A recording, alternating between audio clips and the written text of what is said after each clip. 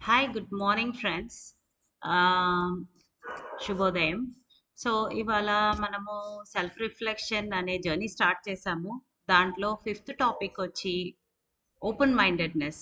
So ఇప్పటి వరకు 4 topics చూసాము. అవేర్నెస్ పెంచుకున్నాము, ఎమోషనల్ ఇంటెలిజెన్స్లో చూసాము, మళ్ళీ మోటివేషన్ చూసాము, ఆబ్జెక్టివిటీ చూసాము. సో ఇవాళ వచ్చి ఓపెన్ మైండెడ్నెస్. ఓపెన్ మైండెడ్నెస్ ఎందుకు?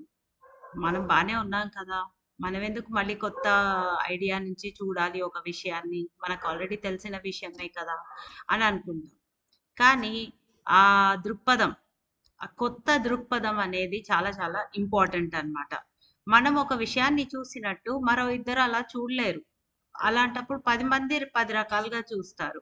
అలాంటప్పుడు మనం ఇది తప్పు, ఇది ఒప్పు అని చెప్పడానికి చాలా రకాలుగా ఆలోచించాల్సొస్తది. ఫర్ ఎగ్జాంపుల్ మన కట్టుబాట్లు, ఆచారాలు.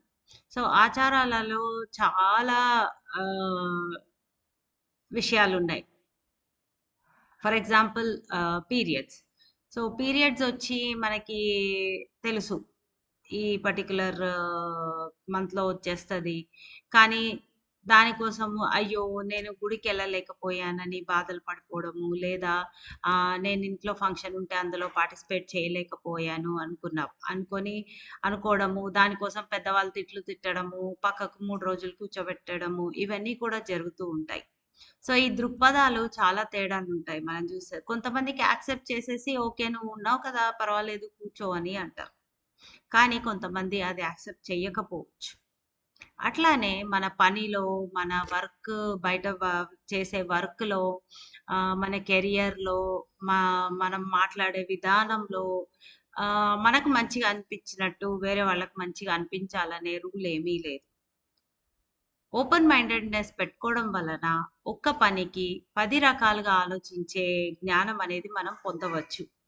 సో, ఎప్పుడైనా సరే మనము షేరింగ్ అనేది పెట్టుకోవాలి గానీ, ఒకటే రకంగా ఫాలో అవుతాను. అది నాకు పర్ఫెక్ట్‌గా పనిచేసింది గాబట్టి, వేరే వాళ్ళకి ఇది పనిచేస్తుంది. నేను చేసినట్టే అందరూ ఇలా చెయ్యాలి అని మట్టుకు అనుకోగూడదు.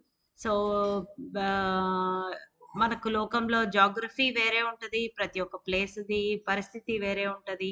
కాబట్టి ఓపెన్ మైండెడ్‌నెస్‌తో కొత్త విషయాలను కూడా యాక్సెప్ట్ చేస్తే మనకు సెల్ఫ్ రిఫ్లెక్షన్ అనేది జరిగి, అది ఏది ఉపయోగమైనది అనేది మనం తీసుకోవచ్చు. ఏది ఉపయోగపడట్లేదో దాన్ని తీసేయొచ్చు. ఇలా ఆలోచనలో మార్పులు రావడం వల్ల మనం కూడా అప్‌డేట్ అయ్యి, మన సెల్ఫ్ రిఫ్లెక్షన్, మన పర్సనాలిటీ కూడా చేంజ్ అయ్యి, మన బిహేవియర్ చేంజ్ అయ్యి, హ్యాబిట్స్ చేంజ్ అయ్యి, క్యారెక్టర్ కూడా మంచిగా అయితుంది. పర్సనాలిటీ కూడా చాలా బ్యూటిఫుల్‌గా అవుతుంది. అప్పుడు లైఫ్ అనే జర్నీ అంత కష్టంగా అనిపిచ్చదు. ఏదొచ్చినా తట్టుకొని మార్పులను యాక్సెప్ట్ చేసుకునే ధైర్యం మనకి వస్తుంది. సో ఫ్రెండ్స్, ఈ పాయింట్‌ని మళ్ళీ ఆలోచించండి. ఎక్కడైనా కొత్త దృక్పథం కనిపించినప్పుడు, వేరే విధంగా ఏదైనా పని చేసినప్పుడు వాళ్ళని మెచ్చుకోండి. అప్పుడు మీకు తెలుస్తుంది. ఓహో! ఇలా కాదు, ఇలా కూడా చెయ్యొచ్చు అనే విషయాన్ని. Thank you so much and have a good day.